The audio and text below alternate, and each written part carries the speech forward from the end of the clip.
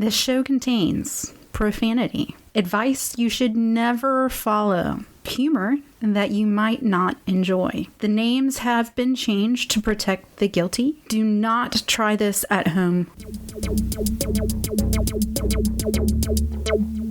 That's a tune of Funky Town.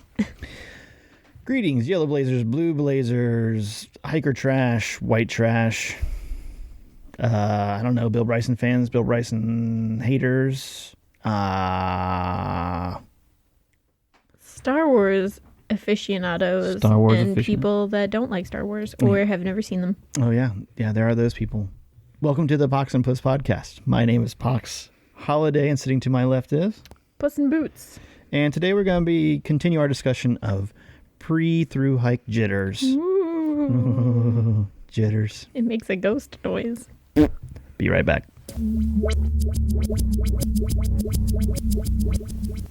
Well, welcome to the Pox and Puss podcast. Right off the bat, real quick. Yeah. Get business out of the way. It's business. It's business time. Facebook and Instagram. I don't have any socks on, but a business socks. Ooh.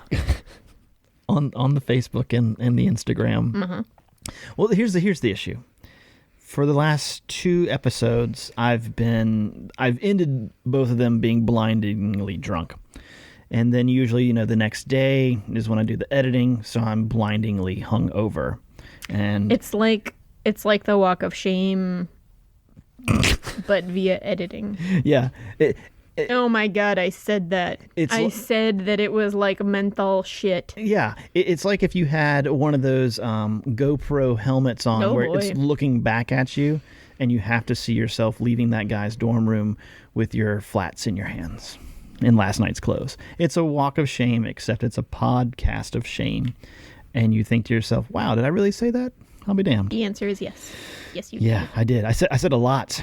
I said a lot, especially towards the end there. That I did not recall. But anyway, in all those times, we never, ever say anything about the fact that we're on the Facebook, we're on the Instagrams.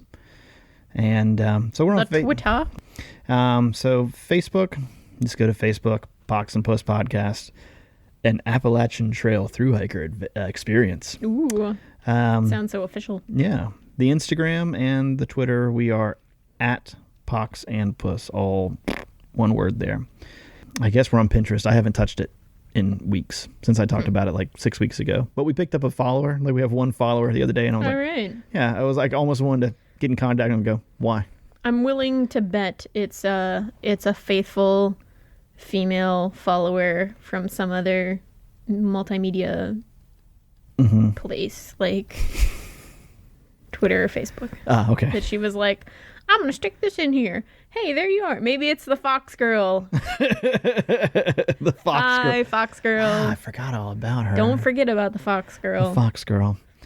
But yeah, so like us, follow us. We'll follow you, maybe, unless you're underage. Like, there are some questionable people that follow us on Twitter. And, are there? Yeah, I don't want to talk... Shady? I don't want to talk smack. You don't have to insinuate anybody. No.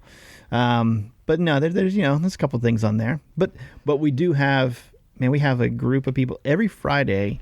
This is the beauty of being unemployed.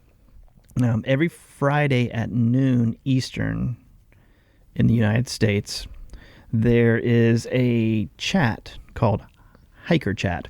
And you just hashtag Hiker Chat at noon on Fridays. And some people take it real serious and have questions. Like this week, it was kind of tough because the outdoor retailer convention, the OR show, was going on. So a lot of the people that usually are involved were there. Uh-huh. I'm sure blogging their asses off now. Of course. I would if I were them. Unboxing the GoPro Black or whatever the hell. Fuck yeah. And so, but it's fun. It's enjoyable. It's a good time. And I don't take it seriously at all. I'm just trying to get a free T-shirt. Sometimes it'll be nice. Yeah, the guy from American Backcountry, or one of the people from American Backcountry, sometimes they'll give away a shirt. I've seen it happen once or twice. Yeah. But so that was fun. I got to do that on Friday. But yeah, but on Facebook we have 94 likes. I think we can get 6 more likes out of this. Yeah. Hit a even 100. Yeah. Yeah. I also really enjoy reading the reviews on iTunes. Mm-hmm. Some of them are fake. Some of them are not.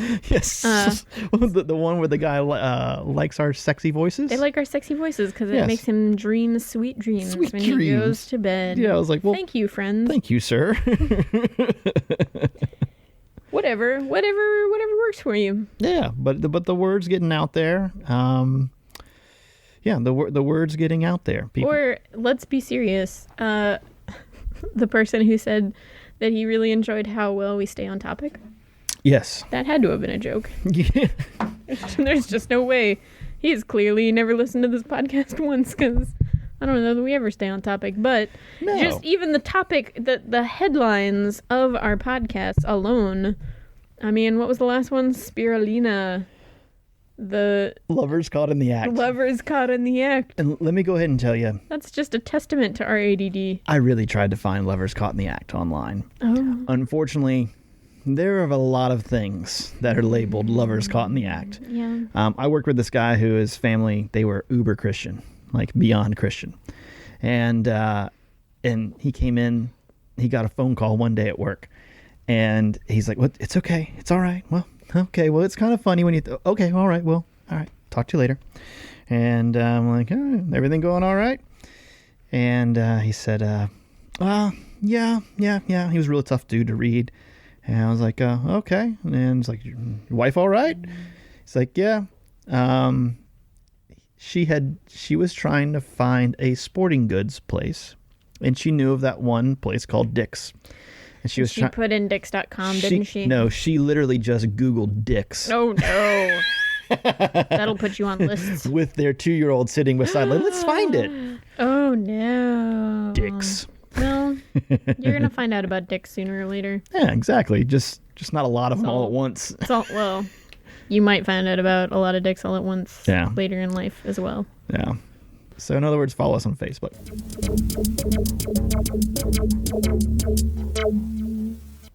So I think that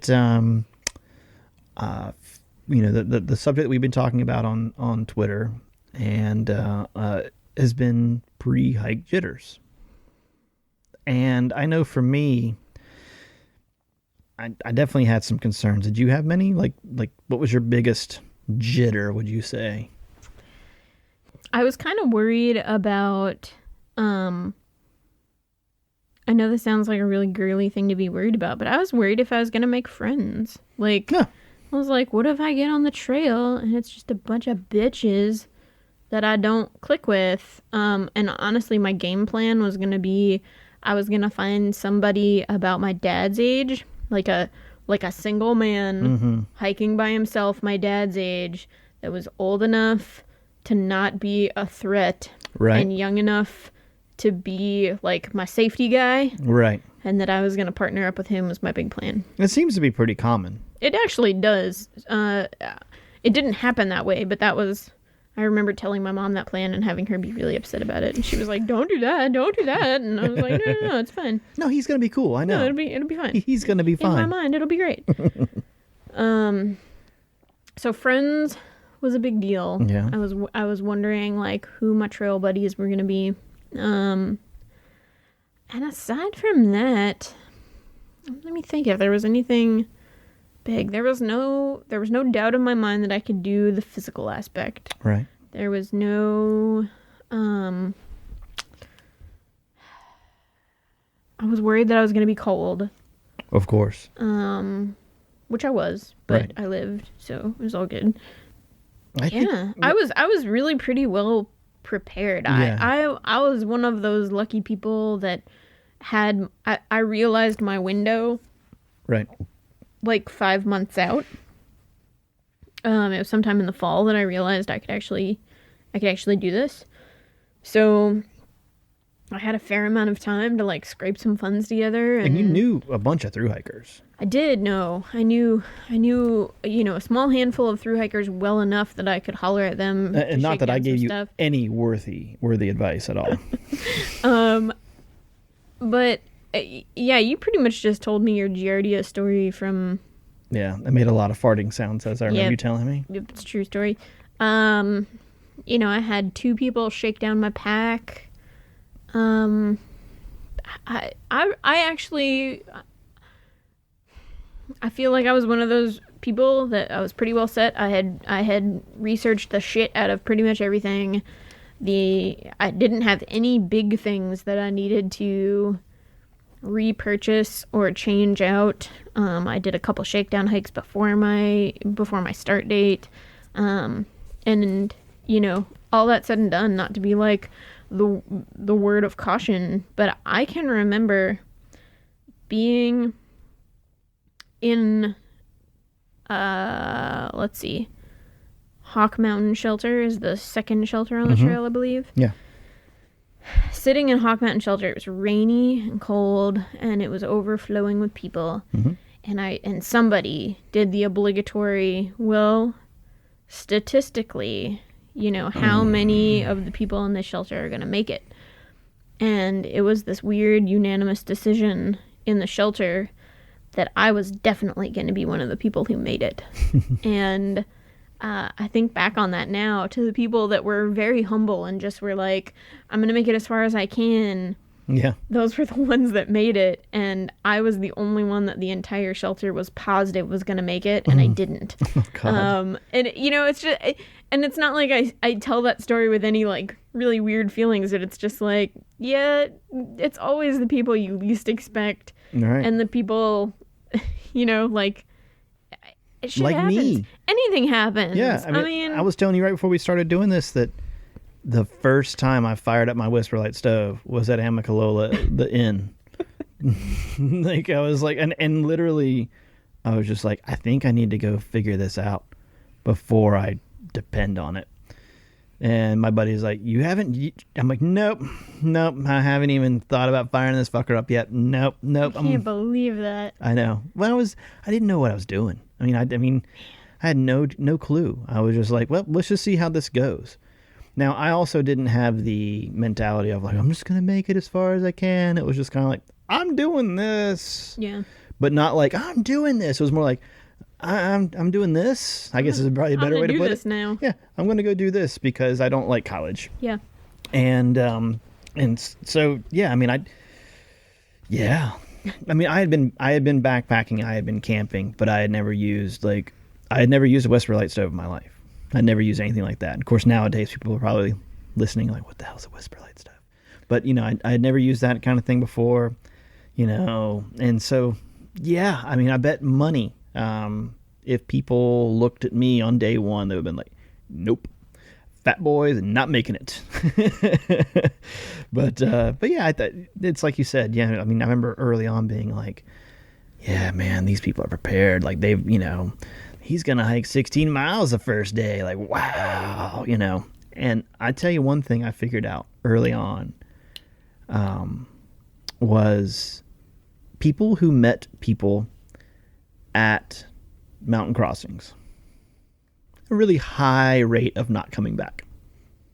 Like, I knew some people that were like, yeah, we're gonna, like, these 2 dudes, I remember we hiked with them for the first couple of days, and like they had their shit down, and they were like, you know, I'm like, wow, man, I really wish I was as prepared as these guys are.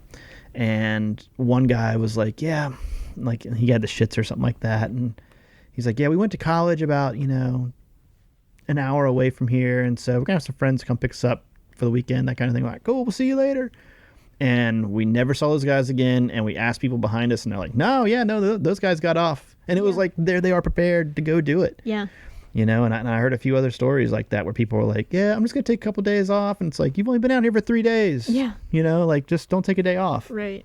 Do whatever you want to do, but yeah, it seems like the earlier on that you run into people that you know, and you get the creature comforts, the easier it is to say, well, and you know, I mean, it happens. But I mean, definitely, I think the people that have the husband, wife, boyfriend, girlfriend at home that's going to meet up with them often are at a disadvantage. And I mean, it's not that it's not great that they've got somebody at home that's supportive, but it's the same thing as the person that goes away to college and goes home every weekend. Mhm. Like, it's just not the same for them. Right. And it's a harder transition for them. I think, what was it? My mother met up with me at Newfound Gap. Mm-hmm. And then again in Waynesboro, Virginia. Mm-hmm. And my mom and grandma came to meet me at Waynesboro. And then when I got to Harper's Ferry, when I went to go up to Maine, I went to Maine via North Carolina and came back home. I think I remember for that. just a couple days. I had a newborn baby nephew that I wanted to come see before he was 6. Because in my mind, he was going to be, in kindergarten when I got home. Off to college. Exactly. So I wanted to come home and hold my little newborn baby nephew. And, seeing family 3 times, as nice as it was, it's a huge distraction. Yeah. And it definitely throws you off. At the very least, it sets you back, a day, 2 days, a week, whatever. But, and it's really hard because when somebody says they want to come see you, of course you want to go see them. Yeah. But at the same time, there's another piece of you that's like, I really just need to keep pushing on. I think, honestly, I think my family visited me twice. And my girlfriend visited me 2 or 3 times. But every time, my mom and dad, or in Waynesboro, it was Mother's Day weekend or something like that. And my mom and grandma came to visit or something like that. But every time they came to visit, stay in a hotel, that kind of thing, every time it was okay, we'll see you guys later. They drop us off, or we're going to, finish doing our post office stuff. See you later. And every time it was dude, let's just take an extra day at this hotel. Of course. Yeah, let's do that. Because it was just so hard to get back. It's Sure. oh, they've taken us out to Shoney's, you know? We want to go somewhere nice. No, we want to go to Shoney's. Yeah. Fucking Shoney's. But, so we do that over and over again. And then you realize you're oh my God, I'm just creeping in. It happened to us on the Pacific Crest Trail. Yeah. We ran into somebody one of us got sick and we had to get off for a little bit. And then one of our friends lived in Big Bear in California, and it just became really easy to say, you know what, this isn't quite the right time, or whatever, and you're just oh, we're getting sucked into this town life. I'm wearing jeans, no, need to get out of here. When my mom came to Waynesboro, Virginia, she got a hotel room that had a kitchenette. Ooh. Made a breakfast casserole in the morning. We ate breakfast casserole. She took me to a Great Clips and I got my hair cut. Nice. Then we went and played Goofy Golf. Then we went out to, some all-you-can-eat restaurant. Mm-hmm. I think we went shopping at a Goodwill. We came back to the hotel. Fucking, that's a week's worth of domesticated activities in one day. I stayed in Waynesboro for a week. Balance the checkbook. Yeah, no shit. It's just... Yeah. I went to see The Truman Show. No.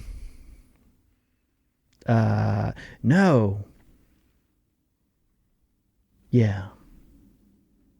The Truman Show? I think it was The Truman Show. I saw that while I was on the trail. I didn't go see many movies, but when my parents were in town, let's go to the movies. And it's okay. And I went to that and it was I really wish we had seen The Big Lebowski instead.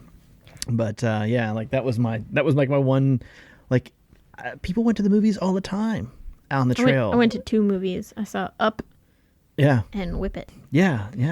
Now, I remember the next morning after I had used my stove for the first time in Amicalola, they have the breakfast there. And did you stay there when you? Yes. Okay. I stayed there with my mother and father. Okay. My mom took me down there along with my friends, along with Barf's mom. We all 4 went down the same car and stayed down there. And next morning got up, went to that breakfast, and I was definitely jittery. I was definitely Oh, yeah. Motherfucker. Like, You feel like you're about to go to prison, but in a happy way. yeah. Like, it's like, this is my last meal. Yeah. Yeah. It's like, eat up. And it's like, well, I'm not really that hungry. Like, I really wasn't. I was like, I know I need to eat right now, but I really can't. And then I remember this guy walks into the room, like walks into the dining room. There was nobody there. It was just nobody at all. I think I went in the middle of the week or something like that. I can't remember now. But this guy walks in with a t-shirt on. He's got a beard like down to the middle of his chest. Goes into the room, and man, he probably went back up and got food like 4 or 5 times. And he had on this t-shirt, and I'm like, what does that shirt say? And I remember looking at it and being like, okay, I don't know what that is. Like, okay, whatever. And, then, been out on the trail for a few weeks, and I realized the guy was wearing a Rusty's Hard Time Hollow shirt. I was going to say, was it a ruck shirt or something? Yeah, it was a Rusty's Hard Time Hollow. But I was like, oh, okay. And then like I get it now. Immediately it was like, oh, I saw this guy back then. Okay. So then I'm like, shit, was that guy, did he just finish? Yeah. Or is he coming back out to do it again? Or I didn't see him on the trail. Well, I might have. He didn't have a Rusty shirt on then. But yeah, it was just like, man. But I just remember being like so fucking nervous. When I signed in at the Amicable Falls like guest center where you signed in, and they had a scale you could weigh your pack, and you like signed in like your name, your pack weight, your address, all that other shit. I started on March 23rd, and when I signed the registry, even though everybody else that day had signed March 23rd, I signed February 23rd because I was so nervous that I just put 2 instead of a 3. Right. And then I took a picture of it. Right. Because it was my first journal entry. Yeah. And it wasn't until I sent the SD card back to my mom to put on a computer and send back to me. She was like, "Did you know that you signed in on the wrong month?" I was like, "No. Fuck."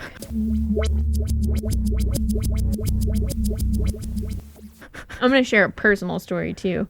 Okay. Because I know that that's rare on this podcast. Yeah, we never do. These are usually lies. So this is a DivaCup story. Woo! So the day that my mom and dad and I left, we left Raleigh to drive to Amicalola. The first picture that I took with my camera was a picture that my mom took of me outside of the Apex, North Carolina post office with my first bounce box. Oh, wow. And I was putting the bounce box in the mail to meet me, I think in like Franklin or maybe Mountain Crossings. I can't remember. But so it's picture me, my hair all done, like, woohoo, I'm so excited. And in said bounce box, because I was like 3 weeks out from getting my period, was my DivaCup. Which, to most people would think that's a risk, but I was like, I feel really good about the fact that I'm 3 weeks out from getting my period, so I'll just stick this puppy right in this box and bounce it onto myself. So the morning that I was supposed to leave, I'm in the shower, and I realized that I had started my period. And I was just like, fuck. Touche, God. Yeah, motherfucker. And I did not have any, to quote my, 5th grade health and PE teacher, supplies with me. Right. So that morning I went down before eating breakfast, and I had to go to the gift shop and buy 3 4-packs of awful, scented latex tampons that were terrible. Steel wool. Ugh, they were awful. They smell like awful flowers. It was just terrible. But I bet they probably smell a lot like that wrap perfume I talked about on the second episode. They smell like a flowery Glade. Yeah. Like Glade the spray, not Glade like the magical field. Yeah. And I was just pissed because I was spending $12 on tampons, and I was like, motherfucker. Every day of my life, I have never, ever, ever gotten an early period the day that I started the AT, this has to happen. Son of a bitch. My mom just looked at me and was like, I cannot believe this is happening. I was like, yeah, thanks. I know. Thank you for that. I mean, I can't imagine the DivaCup takes up a lot of space. It was 3 weeks out. 3 weeks out. In retrospect, you keep that shit with you at all times. But at that exact moment, I thought I was just planning ahead. Sorry, didn't. I had the better part of a month. Sorry, not trying to nitpick your period. It's all good. Actually, now that I think about it, so I got my DivaCup in Mountain Crossings, and I carried it, for like a month, I think, and how do I delicately say this? I was at. Have you said anything delicate in the entire time we've been doing this show? I am a lady. I was at Bob Peoples. I was at God, what the fuck is that? Kinkora. Yes, I was at Kinkora. And I took a shower. And when I got out of the shower, like I wrapped my DivaCup up in like paper towel so that it wouldn't just like be out for everybody to see. But I had all of my gear like laid out on my bunk. And DivaCup delicately wrapped in paper towel so that it wasn't, like, forgotten everybody. And I walked away to eat dinner, and when I came back, the paper towel was gone. And I was like, what is happening? Where did this go? And the guy that I had been hiking with was like, oh, I just collected all your trash. And I was like, wait a minute. Wait, did you throw away that paper towel? He was like, well, I thought it was trash. And I was like, no. So instead of like digging through that, I figured it was not a good thing to dig through the trash to find a DivaCup. You shouldn't ever have to dig through the trash to put something up your hoo. So I had to put in an emergency phone call to my mother, who thinks that DivaCups are like the grossest thing in the whole wide world. And I had to like talk her through, okay, you have to go to Whole Foods, and you can't go to the Whole Foods near the house. You have to go to the Whole Foods in downtown Raleigh because they're the only ones that carry it. And you have to buy it, and then you have to like overnight it to me because I need it. And she was like so grossed out by it. But aren't there? I remember you talking about this with sizes. LOL. There's sizes. There's the A and the B. There's the I am less than 30 and or have not had a child, and I am over 30 and or have had a child. Like I just turned 29 in December, and I can't help but wonder if like in 11 months,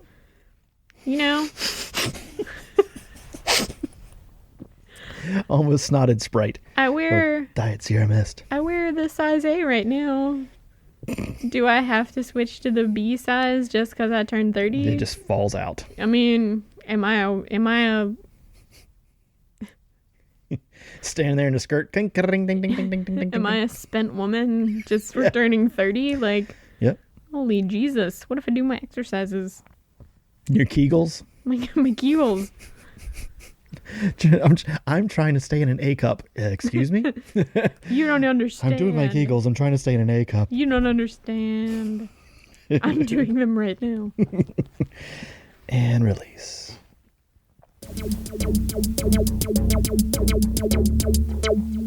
So did you hear about Newfound Gap, Puss? I did not. Tell me all about it. Well, the North Carolina side, I guess it was a week and a half, 2 weeks ago. We had like crazy rain up there. Okay. I think somewhere around there got something like anywhere between 5 and 8 inches of rain over the course of like 2 days. Wow. And that's a lot of rain. yeah. It washed out Newfound Gap Road 200 feet wide, a landslide, basically 200 feet wide of the road is gone. And the landslide went 1,000 feet down, like 900 something feet down. Wow. So now the North Carolina side is completely closed. Like you can't get past Cherokee. Wow. And if you need to get to Gatlinburg, like the good news is people are still going to Gatlinburg. It's open to Gatlinburg. So like there's signs everywhere on the North Carolina side. Like you can go to Cherokee, but you've got to go all the way around the park if you want to get, because there's only one road through there. Right. So yeah, so that's the good news. Is it hikeable? Yeah, the trail is hikeable, but it's just the road up to it. It's just this side's closed. And then there was another one kind of over near Chiowa. Mm-hmm. There's another road over there, the Cherryhola Skyway. It is actually already reopened, but they had another landslide too, like 4 or 5 days later. But Yeah, when you mentioned Newfound earlier, I was like, oh yeah, I gotta write that down. But yeah, so I mean, it's been weird. I know that yesterday, it was yesterday or the day before, NOC had 3 Thru-Hikers come into town. All right. Yep. Did I talk about picking up Thru-Hikers in the last show? I don't think so. There are 2 people that I just, I think a guy we talked about, I didn't realize at the time when we talked about him on like our 3rd show. It was whenever Superstorm Sandy was coming through. We had talked about that guy because I was just like, that guy just entered. Frankenstorm, yeah. He had just entered Virginia at that point. It was like, like he had just spent a couple of days in D.C. during Sandy. But he and his wife, I can't remember now if they're wife, girlfriend, whatever. But partner, hiking partner. Really nice couple. I literally was driving through the gorge and I was like, I think that guy said he was like a couple of days away from Franklin, like on Twitter. And I was like, I wonder if they're going to be, I'm not even shitting you. I parked out in front of NOC and I was like, well, if I'm a Thru-Hiker, and it was cold, it was a really cold ass day. Like, if I'm a Thru-Hiker, where am I going to be right now? So I walk into the restaurant and the store's closed. So I walk into the restaurant and I walk in and there's like 2 like employees basically sitting down eating. And I was like, none of these people are Thru-Hikers. And I'm like, okay, whatever. And so I get into my car and, the big long bridge that goes over the Nantahala right there. There's stairs on the other side, like 20 stairs that lead up to the bridge. And I'm getting into my car and I look over and like up the stairs. I'm like, the unmistakable, holy shit, I've just walked all day. Fuck this kind of thing. And I was like, I'm going to take a wild guess. These are Thru-Hikers. So I walk over and I'm like, hey, are you guys Thru-Hikers? Guy's like, yeah. And I was like, well, I'm Pox. And he's like, oh shit. And like his lady friend, special lady friend, she's not on the Twitter, or at least I don't follow her. We don't talk or anything like that. But he's like, I've been talking to this guy a little bit. And I was like, what do you need? And they're like, I think we're good. Everything was closed. Like lodging was closed there. They didn't have anything. And like they were closing the restaurant early and all this other stuff. And it was just like, there was nothing. And so I went up driving them into Bryson City and they got a room there. The booming metropolis of. Oh yeah. I mean, yeah, it was one of those like, you're like, yeah, I'll take you to Bryson City. And then it's like, yeah, here's here it is. Here's a town that's close to where I live. Don't buy meth. Or do. I mean, that's part of the economy, I believe. That's what you're into. But yeah, no, Bryson City's nice. You just got to know where to go. It's just not convenient at all for walkers. But so they got to have a mighty fine Mexican meal at a place called Guayabitos, or as the locals call it, Guayabeaters, and shop at the Ingalls and stay at the, I don't know, something like. I spent a half a day at the Bryson City Police Station one time. On the trail? When I worked at camp. Oh, yeah. I think you did tell that one. Yeah. I think you told that one on here. I don't recall. I took a camper.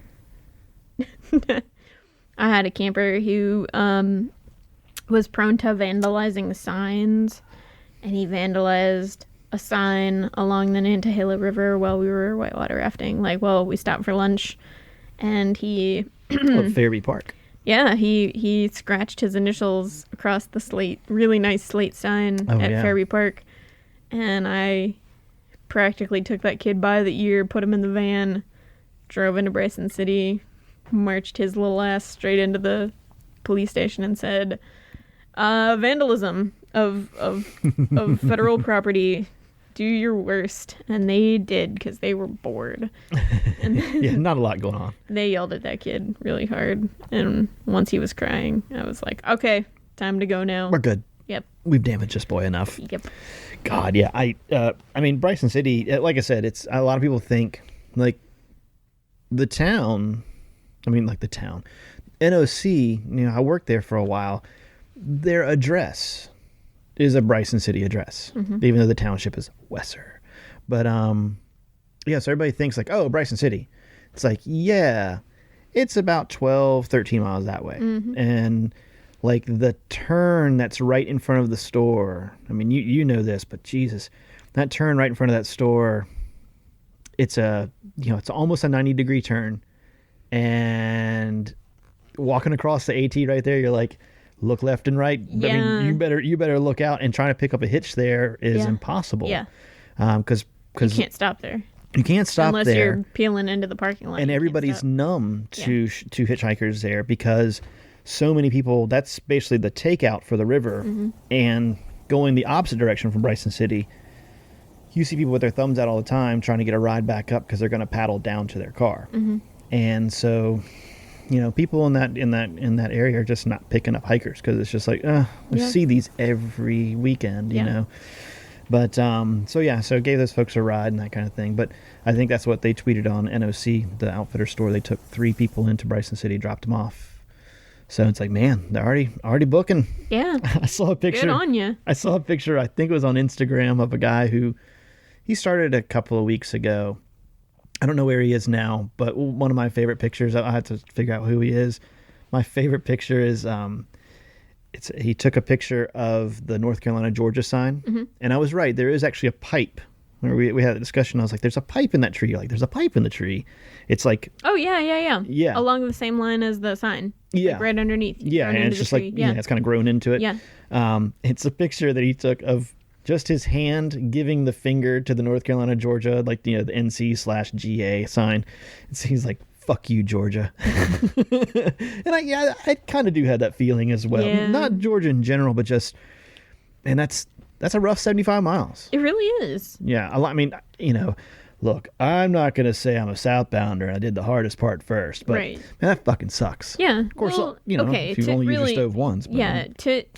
To anybody though, who's just starting out, that's a bear of the 75 miles. Like, good on you for getting to that border, because it's trying and it's hard. I remember when I got to mountain crossings, I needed a pack part, and Mountain Crossings was going to send it on to Franklin for me. Right. And they were like, well, we've got an employee who's going to be in Franklin, in exactly 6 days. If you can make it from here to there in 6 days, then we'll just hand deliver it to you. And in my head, I was thinking, like, that's 10 miles a day. Like, I don't know if I can make it. And they were like, you can make it. And I was like, shit. And I made it. But it was like, in the beginning, that's daunting. Like, that's a hard... Oh, yeah. It's a hard handful of days. Yeah, and it's not a... Yeah, it's not a very easy 75 miles. I mean, like with that first bit there, it's not. It's definitely a up and a down, and a more up than down. And I think at that point, especially if you're not in trail shape, which, let's be honest, that's like 97% of people that are on the trail at that point.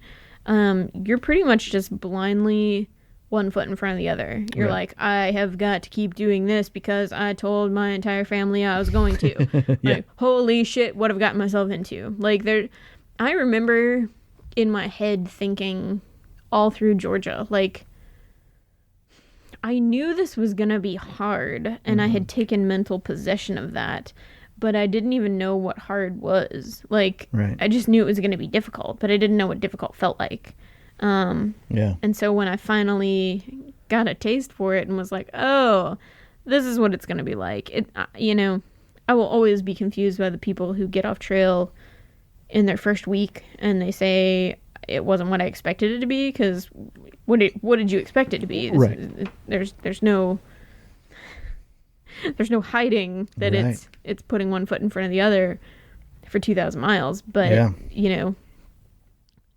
I just think about not having a practical application for what hard was going to be. Right. And I actually think I got one of my best pieces of advice while I was still in Georgia. And there was a kid on trail that had hiked Thru-Hike the year before, and he was back on trail, but he was just going to hike from Georgia to Trail Days. That was his whole plan, and then after Trail Days, he was gonna go do something else. But he gave me the piece of advice that, because I think I had said to him, like, is it going to get any easier? Right. And he said, no, it's not going to get any easier, but it is going to get less hard. And I thought, what the fuck does that mean? At that point, I was like, what are you on? Like, what does that even mean? But Right. it was totally right. The trail didn't get any easier, but it did get quite a bit less hard. Yeah, I mean, I think you get your routines down, you get your, so get your gear pared down to what it's going to be, and I think the other thing is, like, I know for me, like in the past, definitely in the past, whenever I like worked out or like I biked every day, or I, whatever it was, hiked. I've never been a runner, but like, maybe like back in high school, whenever I was on a sports team and had to do something, it's those first few days of getting, like, I know for me, like whenever I did run, it would be like, holy, like the whole time you're like, I'm running. Fuck, I'm running. Jesus, why am I running? Oh, I'm still running, and then at one point in time or another, there just comes that point where you're like, no, shit, I've been running for the past 30 minutes. Or whatever it is, and that happened a lot. Like, I remember the first few days of just being like, I'm going to make it to the top of this. Like, it's like some steep shit in Georgia. Yeah. You're like, I'm going to make it to the top of this without stopping, And then I remember thinking to myself, like, I'm going to make it to this without stopping because it's just kicking my butt or whatever it is. And I was also like way out of shape, and even more so than I am now. But it was just like, man, like, I'm going to make it all the way. And then you find yourself like no longer thinking that, like, it just happens. And I think that and I don't know if I'm not trying to put words in your mouth, but that's what it seems to me. Like, it didn't get any easier, but it did get less hard. Yeah. Well, let's see. I think sometime early in North Carolina, I got to a road crossing and there was a guy with a pickup truck and a whole bunch of other thru-hikers. And he had a hostel like on the other side of the next mountain. And he said, I'll slack all your packs there if you want to stay there for the night.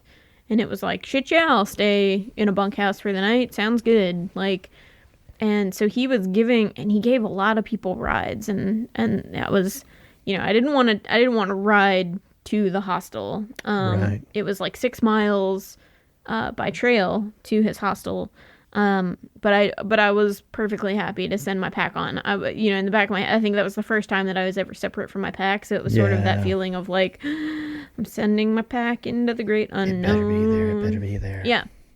So the only thing I had with me was the plastic baggie that I had my half of, the AT guide and my ID and I think my phone and like my credit card or something like that. And I figured if all goes wrong, I can get by with these things.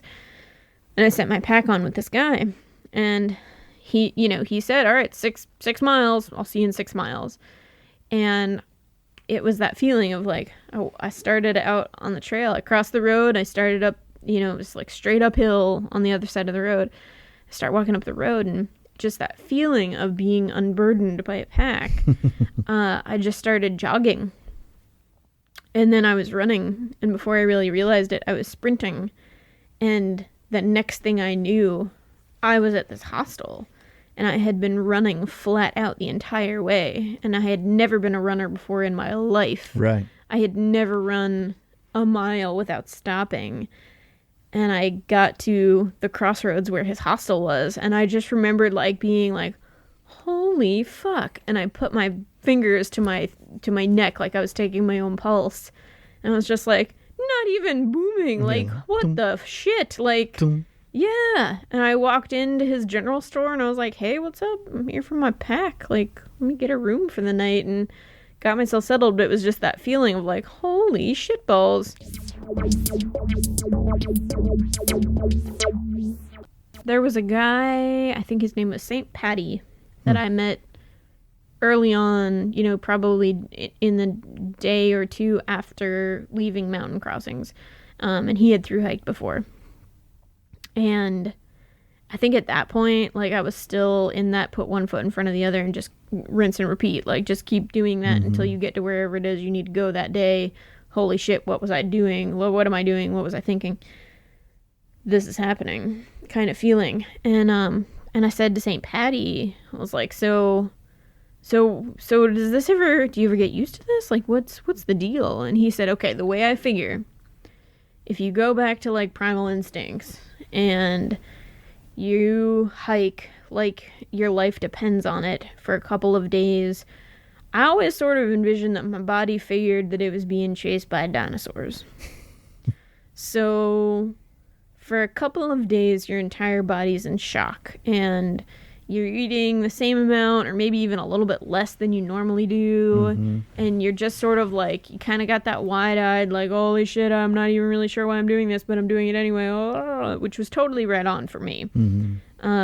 As just, not where I was mentally, but physically, I felt like my body was like, I'm not sure why we're doing this, but this is what we're doing. And he said, and you'll do that for like a week. And then after a week, all of a sudden your body goes, oh, no, this is just what we're doing from now on. It's cool. Yeah. And slowly your appetite kicks in and your body adjusts and your muscles stop getting sore and, things just start clicking because that's what it gets used to doing. And that's totally what happened. So, for me, those jitters just as soon as I got on trail where it was like, holy shit. So this is what it's actually like. Fuck. It took a week and a half or maybe 2 weeks before I feel like everything kind of mellowed out and got used to its new routine. But yeah, I think that's a lot of it. I mean, I was trying to think today, what did I eat the first night? Like I was trying to think, like, did I even cook? Like, I'm not sure I cooked the first night. I think I was just like, what do I do? What am I doing? Because when I got to Hawk's Nest, where the hell that shelter was, the second one in. Hawk Mountain shelter. Hawk Mountain Eagle Nest. Rock Flag and Eagle. We got there and it was just like you. It was just raining like crazy and full of people. And so we wound up tenting, but everybody was like, oh, you can't tent over there. Like, that's where everybody's shit. So you're like, oh, great. Awesome. It's just like, like mines of, so we like basically hiked back to the trail almost. But I just remember setting up my tent and I think like I pumped water and I think I got in my tent and I think I just went to sleep. Like, I think it was just like, like taking a 8-year-old kid backpacking, like, I'm tired. And I think I had like a Snickers bar maybe. Yeah. And I don't think I really did much of anything that first day. I know I cooked the second night because it was snowing, but the first night it was just raining nasty, and I think that was a Snickers bar kind of night. Let's see. I don't remember what I cooked the first night, and then I do remember the second night, and I don't know if I can say his name, but at Hawk Mountain Shelter, there was this guy. It was just this obese dude with an obese pug sitting at Hawk Mountain Shelter. And he was like overly prepared with the food, and he said at some point like, oh, I don't smoke anymore, do you mind if I light up?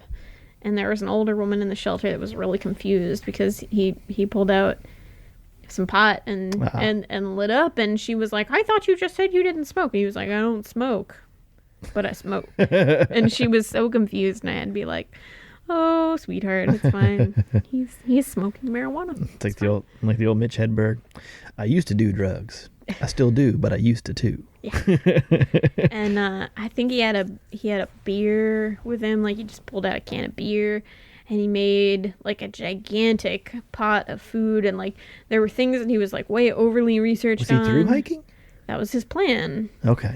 But the more he talked, the more you realize, like, he let it slip out in conversation that he had a stash of like extra cigarettes and more booze like in his car, and you're going, no, I don't, this is weird. And I remember like he made a big dinner and ate as much as he could, and then he said, since I started hiking, I just don't have an appetite.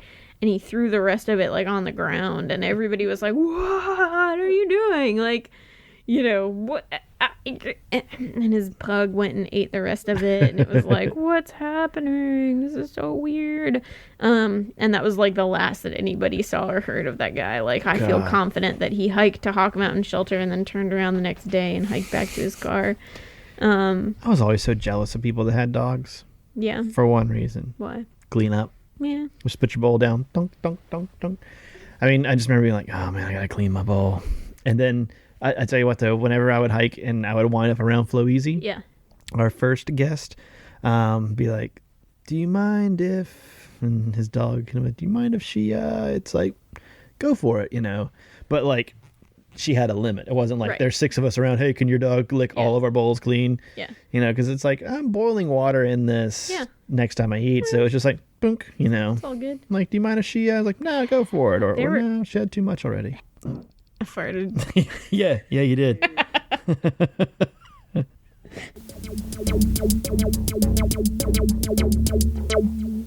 So on the drive home today, I make this drive a lot by myself. And to kind of pass time, I'll listen to podcasts. I'll listen to...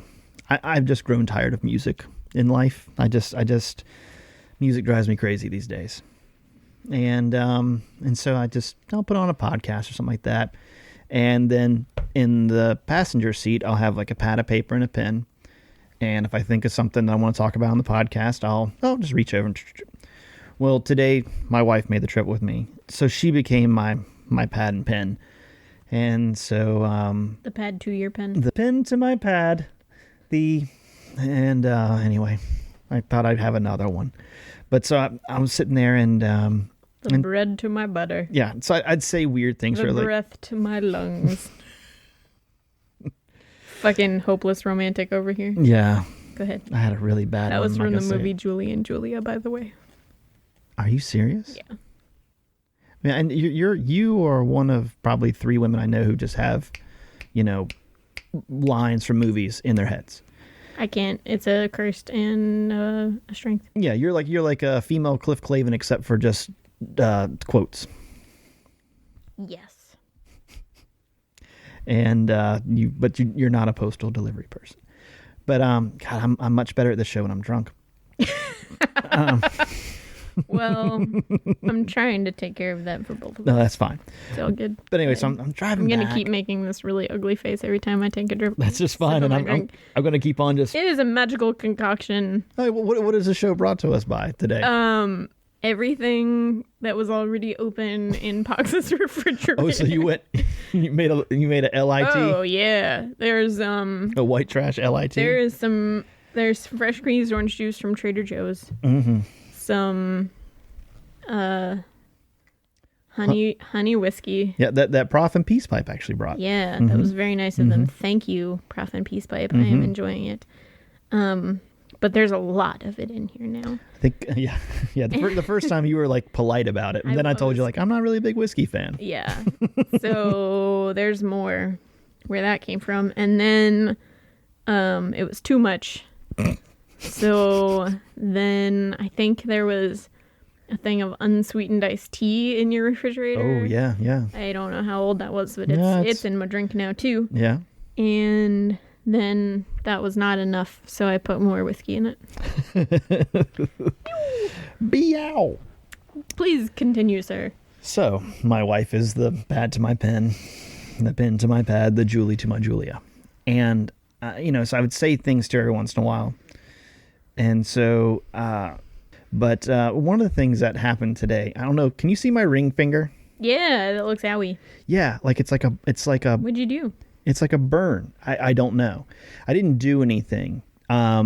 This has happened a couple of times. I have my wedding ring is silver. It's like this silver from New Mexico, I think.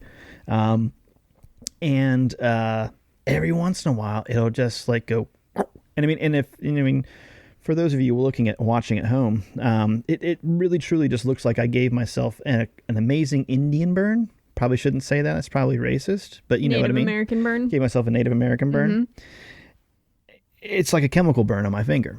Yeah. Right? It just in the perfect shape of a ring. Yeah. And so it looks like you got a really bad tattoo of a ring on there. Yeah. Yeah. It's like it's peeling off and it's like, ugh. But so that happened this morning, we were sitting there, I was like, kind of playing my ring, like, oh, geez. I took it off, like, holy shit. So put my ring in my wallet, like, yep, not wearing that for a few days. And so we're driving down the road. Look out, ladies. Yeah, exactly. You want to see a guy with an imprint of a ring and then a burn around it? Thought about putting a Band-Aid on it. He must be available. Yeah.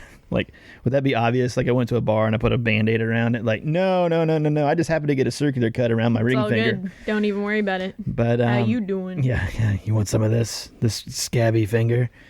And so we started talking. And like, so we're riding down the road, and I'm like, I was like, man, that thing really looks bad. Because it's up on the steering wheel. I'm like, that thing really looks bad. My wife's like, yeah.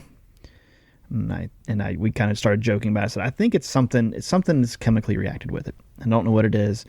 And I was like, or maybe it's just like I had an impure thought and, like burned on there. So I kind of joked. And I was like, yeah, I saw some attractive woman on the TV and, like had impure thoughts. And I was like, then jokingly, I was like, well, I don't jerk off with that hand. And it's the other one. And she was like, kind of laughed, and she's like, and since she was writing down Appalachian Trail stuff, she's like, so where did you jack off on the trail? I'm like, where didn't I? No.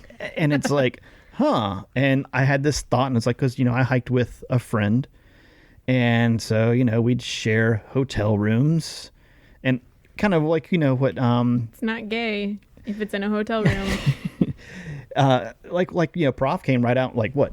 We'd been talking for 2 minutes, and he was like, well, talked about he and Peace Pipe doing it. Mm-hmm. They had their routine. They didn't do it on the first day they didn't do it on the trail. And they didn't do it again till like they had sleep, food, and showers. I'm like, yeah, okay, that sounds about right. It's fair. Yeah. So I started thinking about, I'm like, man, like I'm a 20-year-old kid out there. And so like we're talking about. You have needs. I have needs. And, we're talking about pre-hike jitters. I bet there's somebody out there thinking to themselves, where am I going to jerk off? I have the answer for you. Where's that? The portable bathroom outside the Baptist church at Trail Days. There's a trailer with like 4 or 5 portable showers. That's the ticket. But you take a number, you wait in line. There's boxes and boxes of various hotel toiletry items, and you pick out the very best smelling lotion, and you make it happen. Is that the only place you can jerk off on the trail? Well, that's the best place, in my opinion. Best place. I will say, okay, are you familiar? You're familiar with the priest shelter? Yeah. Where the shelter journal, I don't know if it was when you hiked, but when I hiked, was in the form of a confessional. It wasn't when I was there, but yeah, I've read people are like taking pictures and putting them up online. Like, no, that's not cool. No, that's not. It's a cool confessional. It's supposed to be sacred. Yeah, bastards. I think like every third entry in the priest shelter confessional, right, was either when I pee in a moldering privy, I also poop. Yeah. Or I jerked off in the church shower portable bathroom outside the Baptist church at Trail Days. Because it really was like the first place where you were like, I'm all alone and so clean, and I'm allowed to stay in this hot shower for as long as I like. I mean, people were lined up outside. That's a lot of pressure. Like that to me. Maybe for you. Yeah, it's true. But it's just like, that's a lot of pressure. Because the person's 6 feet outside the door. I think you're thinking about it too much. I think so. I think Just jerk off in the shower. Yeah, I did. You can jerk off if you want to. You can leave your friends behind. I did. But I think I just got really good at it. So, aside from hotel showers. Oh, your tent. Your tent, like a motherfucker.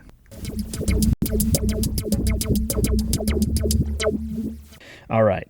So, we have a phone call. Yay! From a phone caller. I love phone calls. Yeah, and if you want to call us, it's 828-394-4526. I've memorized it now. Good job. Yeah. I think that's it. But no, so I put the call out on the Twitter this week, and I said, hey, look, call us with your jitters. Call us with, if you're getting ready to hike this year, call us. I'm not even kidding you. within 5 minutes. Boom, we had a phone call. I was like, holy crap. Look down, my phone's like, you have a voicemail. Hell yeah, we got a voicemail. Sweet. And I put out the call that if you had like the best call would get a custom Pox and Puss shirt. Yeah. And by custom, Can I I get a custom Pox and Puss shirt? Well, yeah, I was gonna say, and by custom, I mean we still need to make it. Okay. And We could make it with whatever you wanted, Oh, listener. I've got an idea. Okay. Well, I've already got an idea. I know what they're Talking getting. about the listener. It's not all about you, Pox. This is news to me. Okay. Well, anyway. But no, I got an idea, and but the problem is, well, you'll figure out the problem here. Okay. 3, 2, 1, go. Hey, Pox. Hey, Puss. Just recently found y'all through Instagram, and now I'm trying as hard as I can to catch up on your podcast. But in response to your concerns, jitters, I'm planning to start walking north on my first Thru-Hike attempt this upcoming March, along with who knows how many other people. And honestly, one of my concerns that just kind of seems to be out there is about trail names, which I know is kind of funny. And I've got plenty of other real concerns like staying hydrated and all that fun. But it seems like the whole world of the AT is kind of split on whether it's cool to start out with your own name or wait till you have to earn one on the trail. So I was just curious what y'all thought about it, how y'all got y'all's names. Like, you know, for me right now, like, I don't know what to tell you my name is because I don't have some cool one, or maybe I should just wait till I earn one. But figured I'd call in. Thanks, and keep up the good work. Good work. Holy Hey, shit guys. balls. That was a great thing to be concerned about. Yeah. I have a little bit of both. I'm a little bit of A, a little bit of B as far as those two groups go. I know I've talked about this before on another episode, but I was supposed to start on March 1st in 1998, and I wound up starting on March 7th because a week before I was supposed to leave, I wound up getting the chicken pox at the age of 21. And so that one, Pox was a late bloomer. I was a late bloomer, and yeah, like I'm in my 30s now. My second testicle just descended, but I didn't know what to do. Like I was like, do I have a name? Do I not? And Flow Easy, the day that I came down with the chicken pox, we went into a major Walmart of gear outdoor retailer that he used to work for, and I had never met him before, but he rang me up at the register.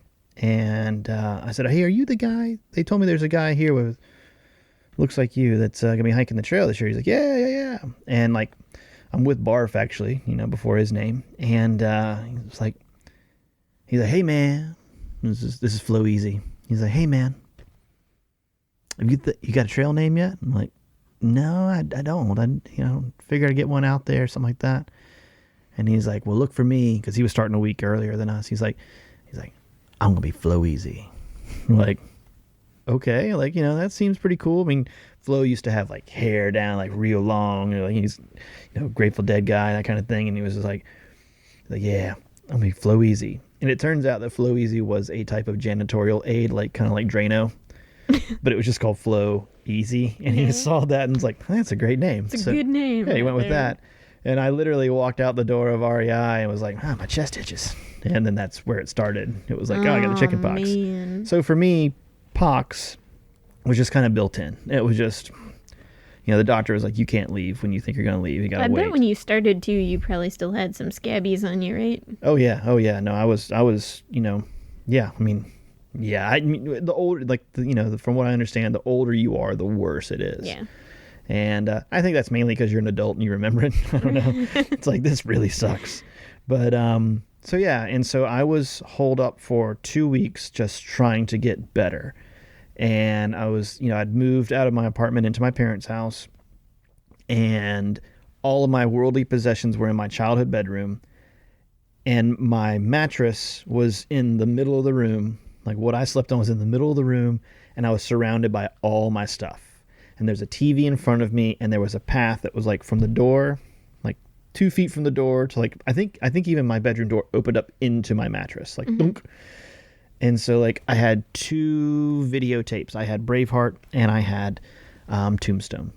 And I watched those 2 movies over and over and over again. Parents didn't have cable or satellite back then, and no real good reception. So I just watched those movies over and over again. And on my way to Wolf Laurel Top, I think I annoyed Barf to death with me quoting Tombstone.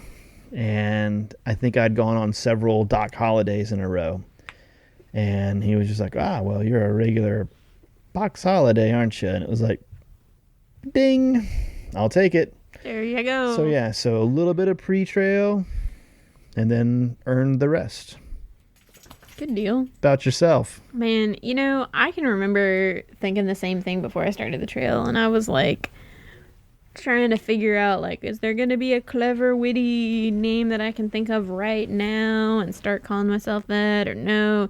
I had trail names from previous hikes that, like, there was, I'm notoriously bad at reading maps, like horrible at reading maps. I try really hard. Normally things like that come very easily to me, but for whatever reason, reading a map is not easy for me.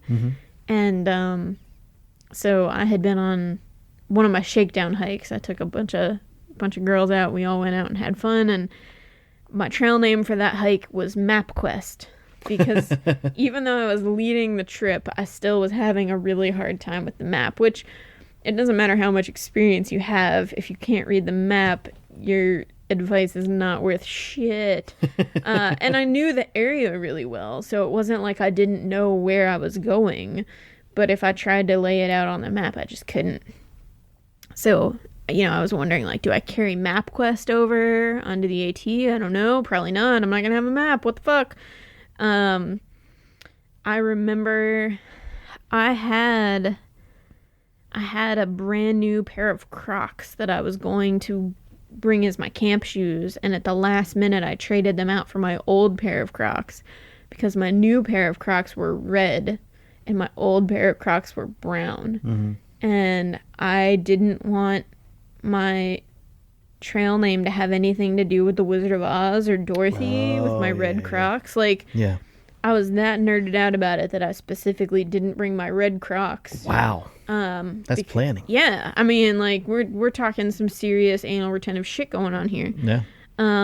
Well, okay, so the loose breakdown of female to male thru-hikers, or hiker trash in general, I think it's probably fair to say that it's maybe like 80% male, 20% female. Would you agree?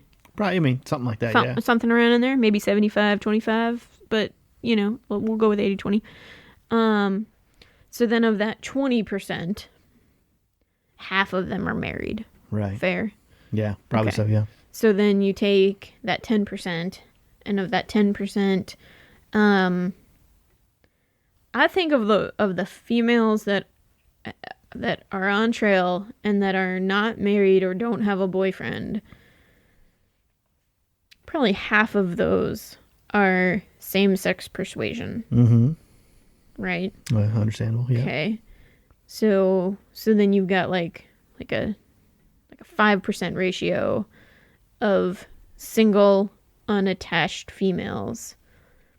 And then you throw in a general funny, moderately attractive, good time had by all kind of girl, and you get Puss in Boots. There you go. Pretty self-explanatory. Yeah. So you gave your name to yourself, kind of, like you kind of... It was acquired. We'll leave it at that. Yeah. I won't delve any further. No assumptions necessary. No. I think it's one of those where if you've got a good story with it, cool. If it's a good one, cool. I remember really early on, maybe like our first or second episode, you and I talked a little bit about bad trail names. Yeah. Like what not to. And I'll just go down my quick list real quick. Lone wolf. Lone wolf, anything dealing with a wolf. Hellbender. Lobo. Another lone wolf. There is like I did a little research. There is actually like a famous lone wolf. Yeah, Yeah, he lives in Damascus. Yeah. Yeah. Yeah. He runs the place. Well, yeah. And there's another one. There's another okay. one too. I can't remember who it is. But I mean, there's a couple of those. I mean, Right. but like, yeah, you see a lot of There lone are wolves. some really noteworthy lone wolves, but for the most part, lone wolves are the ultimate one-man wolf pack. Yeah. Then for women, anything dealing with a butterfly. Yeah. I have a friend named Flutterby. Hey, that it happens. I think, maybe something like Flower. Come on. There's just so many out there. There was a girl when I was on trail.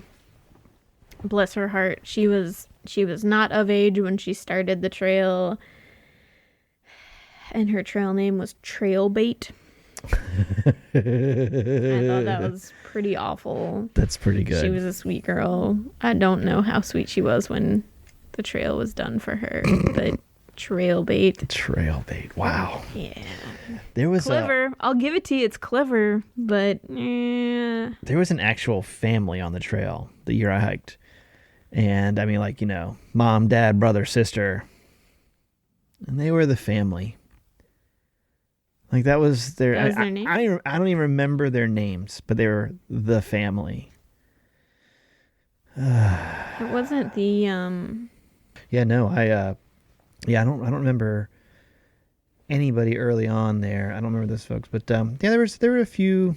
I mean, God, I'm trying to think of some really. There's always going to be a free spirit. Yeah. There's always going to be a free spirit out there. We get it. It was a Schwinn. Let's see. Journey.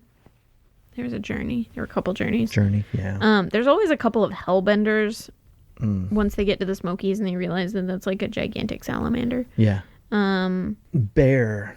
There's always a variation on bear. Like Grizz. Yeah. Or bear. Did you have favorite trail names? When I was on trail, there was this really big dude whose trail name was Dozer. And I really liked that name. There was another guy whose name was Gorgonzola. That's pretty good. Or Gorgie. Because one day we were just sitting around talking about foods that we wanted. And he said, I could really go for some Gorgonzola. Which is just one of those things that you're like, all right, pinky's out, dude. But it just sort of stuck. And I really like that one. I know you've given a couple of trail names. We talked about that early on.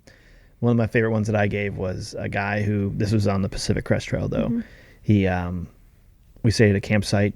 We stayed in this barren field on the side of a mountain. And he's like, hey, I'm going to go drop a deuce. You guys mind looking that way for a while? Like, yeah, no problem. Because there's nowhere to hide.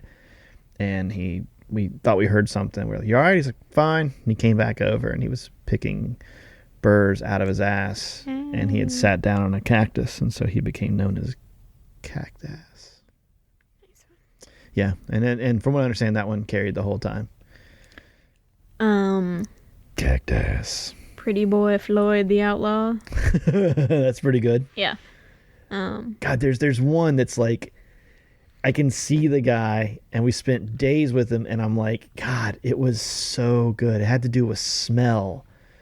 Oh, I'm blanking out now, but yeah, I mean, there were some of those. I mean, there was one guy named, we talked about when Prof was here. There's a guy named Frenchie. Like, dude, like, what is this, Grease? Yeah, there was a really good trail entry one time that I took a picture of, and it wasn't until I went back and looked at the picture that I realized that the journal entry right before that one was signed by a guy called Underpants Juice. That's right. And I thought that was really gross. What were those two girls that had the disgusting name?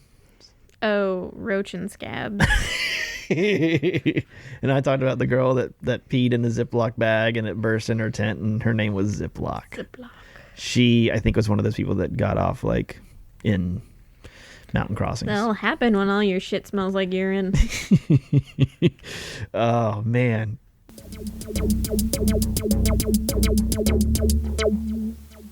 You mentioned the one about not being able to step without being around a snake. Yeah. That happened to me. But I'm not going to tell that story right now because I've been thinking lately, and I think we've talked about this a little bit. wouldn't mind doing a live show somewhere. Yeah. Yeah, just kind of bounce stuff off people, like question and answer stuff. I definitely want to do that at some point. And what I'd like to do is I'd like to have a guest on, and preferably someone who's through hiking right now or who will be in 2013. Sure. I guess a couple things. One, putting a call out there if there's anybody out there who has something like a coffee shop. Like, we're not looking for an auditorium. I think we'll get 5 people, if we're lucky. And whatever. Talking about a place that if you did a poetry reading, people would snap afterwards. Yes, exactly. And we're looking for berets and turtlenecks, and those black and white striped shirts that you see French people wear. Mimes? Maybe, but no. I think I've seen something in cliche French stuff where it's like a white and black. You talking about a gondola jockey in Venice? Oh no, I'm thinking of a 1930s robber with money bags on either hand. Okay. But they And a mask? in a mask, yeah, and a little bowler hat. Okay. But yeah, just doing a live show, and because there are a couple of stories I know that I have that it's just you and me. They don't do as well. Yeah. Like kind of an audience kind of thing. And, Sure. and there's several stories I've told many times that I know they do okay with groups. You and I have both given presentations about the Appalachian Trail. So, yeah. So, and 2 of mine have to do with animals. All right. Yeah. And so I think maybe some animal stories. People like animal stories. The other thing that we should get into at some point is we do this for free. We do. We do this for free. And, both of us... We're sitting on a gold mine. The biggest thing is that, now we're not looking to make money on this. It costs us money each month to put the podcast up. It's not free to host. So between websites and between the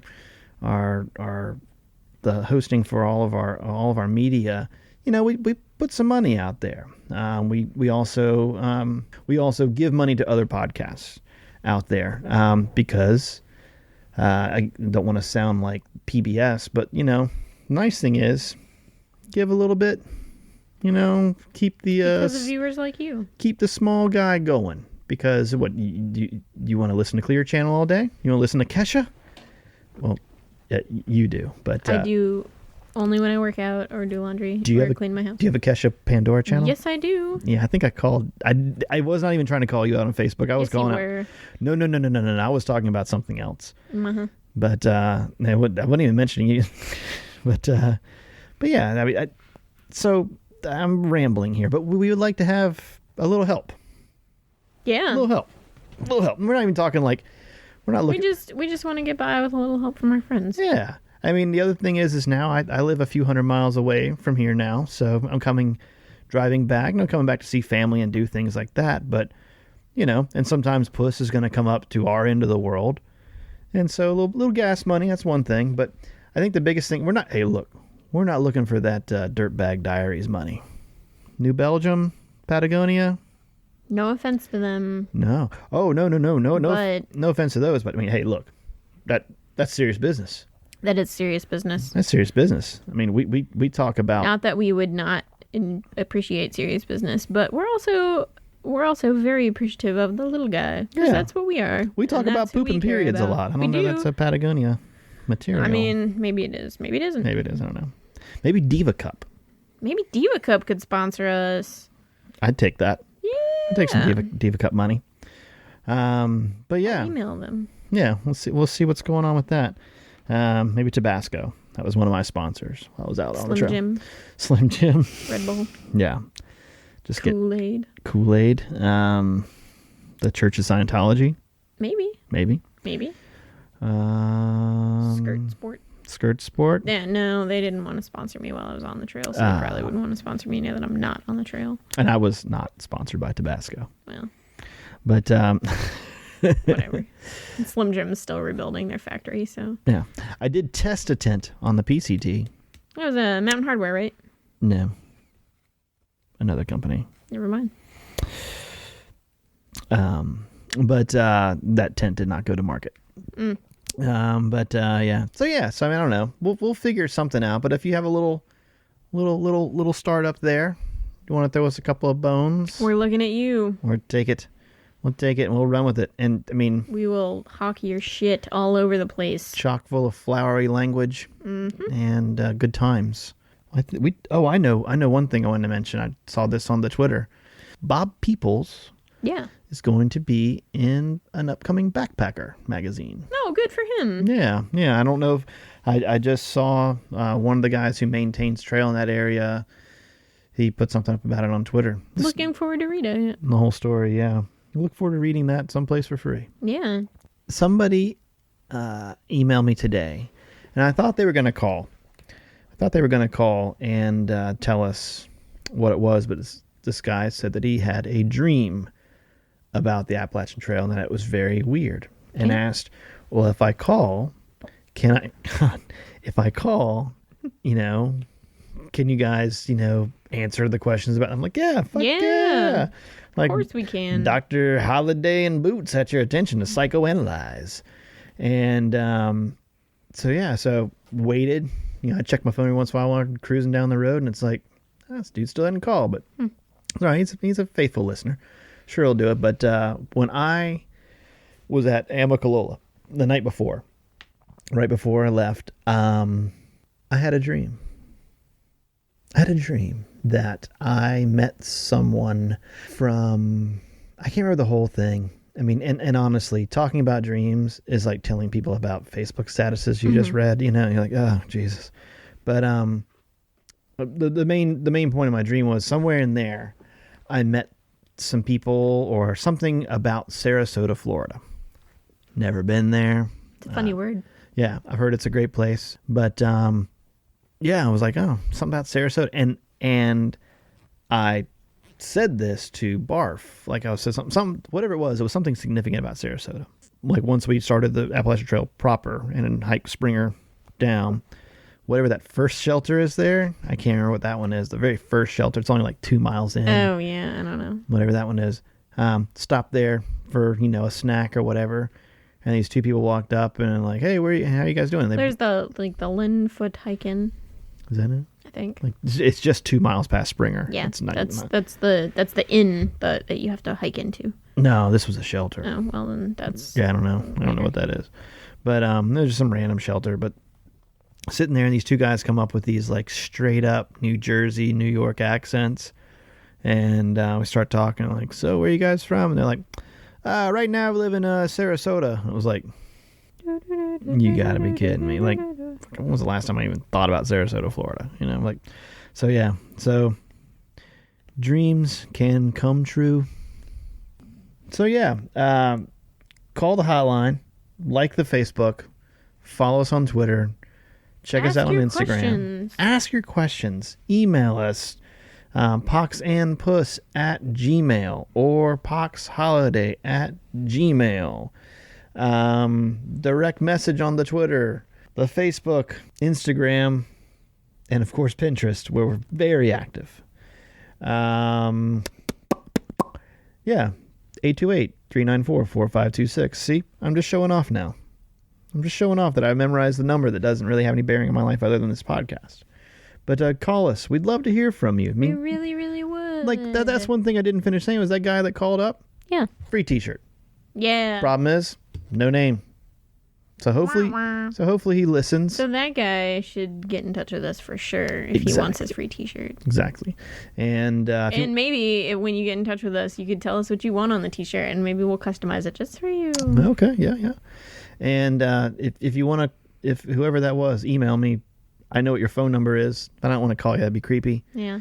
But it was like one time I ordered from Takeout Taxi, and under special comments, I said I'd really love it if you drew me a picture of a dinosaur on my takeout order. Mm-hmm. And they drew me a picture of 2 dinosaurs, and one of them had a wiener. So if you want 2 dinosaurs and one of them has a wiener, we could make that happen. Wow. See, it's funny you mentioned dinosaurs, because I was thinking like a dinosaur chasing a hiker be a pretty good sign. or a pretty good shirt, or a pretty good, because you're talking Maybe, about yeah. your body feels like it's being chased by Yeah. dinosaurs. Yeah, for at least a week. And I mean, if you're getting chased by a dinosaur with a heart on, you're definitely running. It didn't have a heart on it, just had a wiener. Well, what's the fun in that? It was just dangling there? Yeah. I've got a picture of it. I don't know. I'm a little uncomfortable with that. Oh, whatever. I mean, I think it would be veiny. They're cold-blooded, so it probably wouldn't be that baby. Yeah. I was just thinking the same thing. It probably wouldn't be. And they definitely wouldn't. I don't know. Like, yeah. I'm not here to dissect dinosaur dick, okay? I'm just here to tell people to call, to email, to Facebook, to whatever. So, are you trying to find the picture? No, I think my phone's broken. You dropped it. Oh, it's dead. Oh. Well, on that note, I guess maybe we should say goodnight or good morning or wherever the hell you do. Have a good day. Yeah. Fuckers. I was going to say dong, but Of course you were. yeah. Any chance you get.